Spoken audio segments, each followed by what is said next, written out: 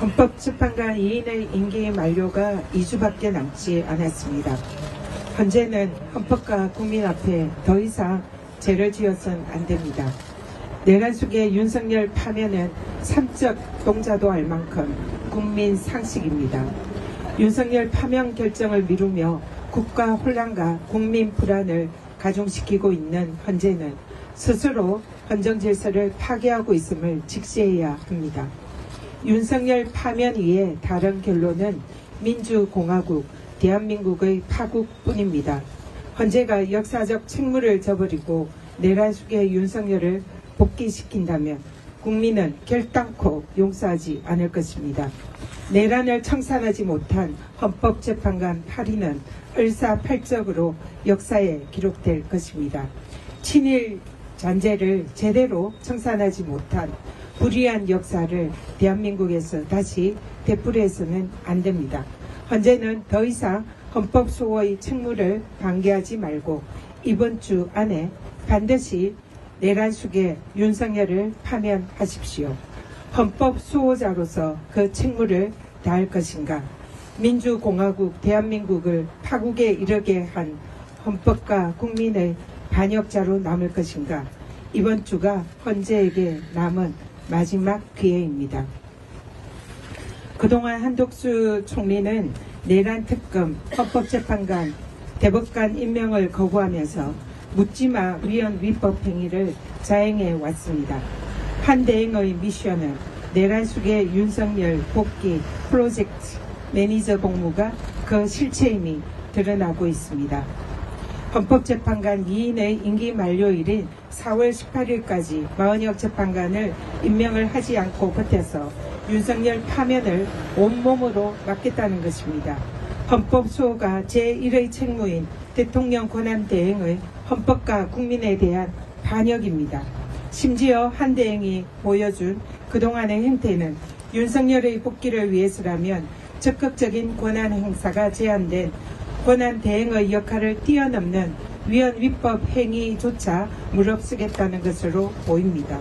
한 대행이 4월 18일 이후에 대통령 몫인 헌법재판관 2인을 임명하여 윤석열 탄핵 기각을 만들어내고 복귀시키겠다라는 의심이 이제 점점 현실이 되고 있습니다. 그렇다면 일본의 나라를 팔아먹은 매국노 이완용처럼 한덕수는 내란 세력의 민주주의를 팔아먹은 매민노로 역사에 기록될 것입니다. 내란 속의 국기를 획책하는 위헌 위법 범법자를 심판하는 것은 헌법의 명령이자 국회의 책무입니다. 한덕수 총리에게 마지막으로 경고합니다. 내일까지 마은혁 재판관을 임명하십시오. 그렇지 않으면 역사의 죄인으로 심판을 피하지 못할 것입니다.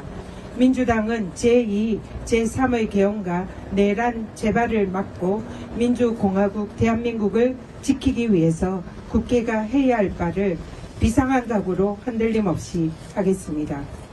권성동 원내대표가 이재명 대표와 민주당 초선 의원 전원을 내란 선동죄로 고발한다고 합니다.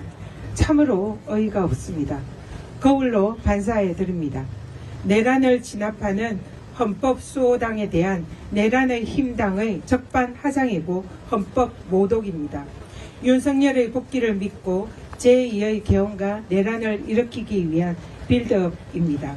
노상원 수첩과 포고령 1호를 그대로 국회를 총칼로 진압하고 국민을 탱크로 깔아뭉개며 야당 국회의원과 언론사 기자들을 수장시키겠다는 협박과 다름이 없습니다.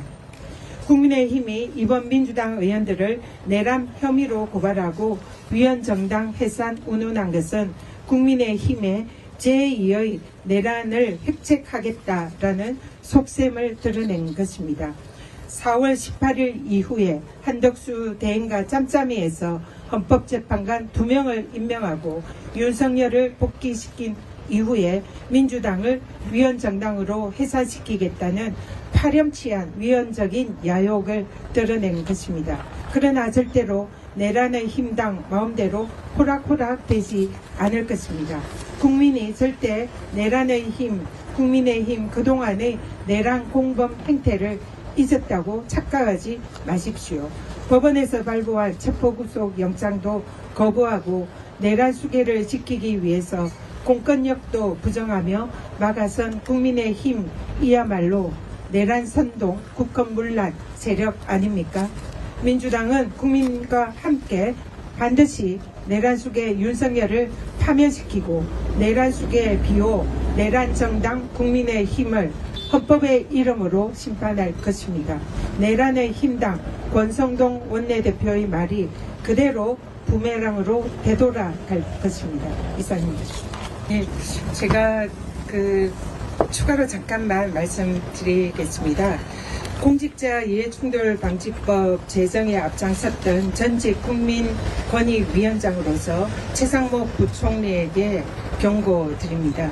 공직자 이해충돌방지법에 따르면 직무에 사적 이익관계가 개입될 경우에는 반드시 직무를 회피하도록 되어 있습니다.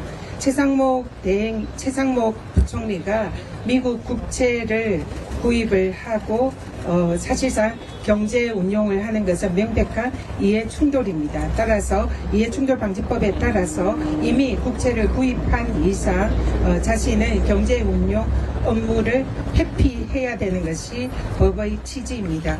그러므로 최상목 대행은 당장 경제운용 부총리 업무를 회피를 하기 바랍니다. 그렇지 않다면 국회가 강제로 직무를 회피하게 하는 방법밖에 없습니다. 최상목 부총리의 탄핵 사유가 하나 더 추가가 되었습니다. 이상입니다.